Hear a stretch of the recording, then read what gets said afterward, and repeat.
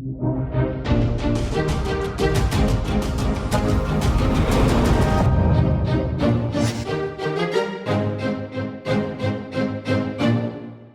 is why the next story is one I believe will resonate with many of you. It provides you with a clear example of what happens when you stand up to the pressure and embrace your Christian culture instead. Let's welcome to the stage Brother J.R. Dungalin from the District of British Columbia.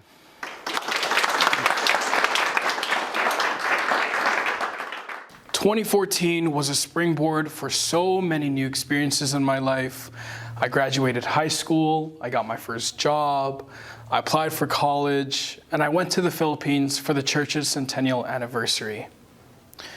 I was there at the Philippine Arena watching the Centennial Dance Company perform in perfect sync. The entire dance performance had a gravitational pull on me. I wanted to go down there and start dancing too. After the celebrations, friends of mine approached me about an opportunity to dance for local and district activities. No hesitation, I said yes, without having a lick of experience. Boy, I was no good at it. I was mixing up my dance steps, forgetting where to be, and looking like a floppy mess on stage. One day, I joined a few friends for a dance class at a local studio. Couldn't pick up the choreo either, but I kept coming back. That was the start of my roller coaster ride of a dance journey, with 3 difficult lessons that defined my overall experience.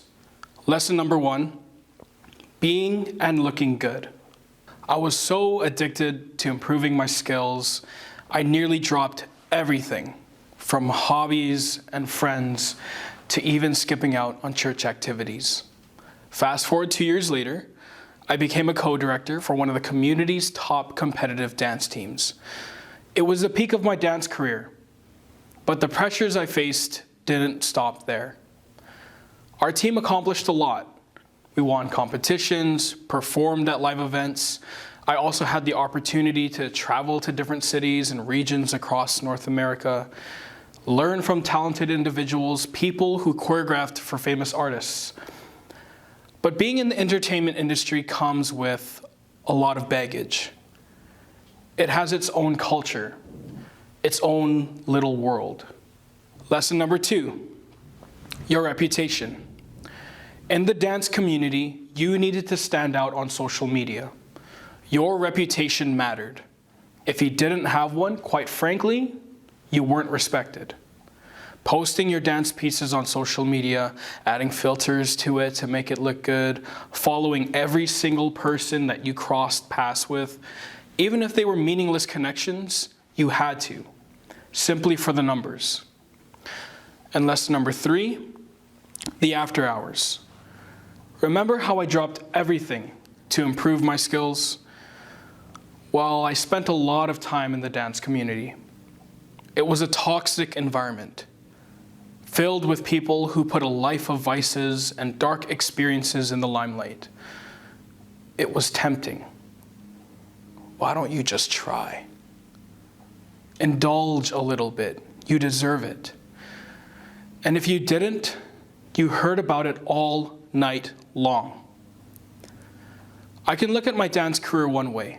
I lived out a childhood dream, earned tons of accolades, had fun experiences, traveled, and met new people, but all I felt was anxious and scared to mess up, depressed, insecure, guilty, lost, lonely. One day, my parents sat me down. We hung out together for the first time in a while. We hadn't had much quality time together as a family when I was dancing. My mom spoke about everything from my career plans to upcoming church activities. But her next words hit me like a train. "Anak, son," she said, "everyone is always looking for you. I miss seeing you at all of the activities." They were simple words, nothing too dramatic, just the truth. I had started to reevaluate my life, reflecting on everything that I was doing. I called it quits.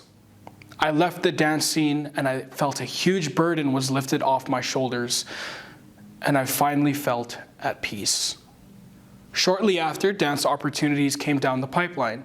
I was asked to lead multiple dance-related programs and activities in the church, from musical productions to dance workshops and even music videos. It was also much more fulfilling than what I had done in the past. It's a different kind of reward, knowing that what you're doing is more than just for yourself, that what we were doing was for the good of others, that ultimately, it was for God.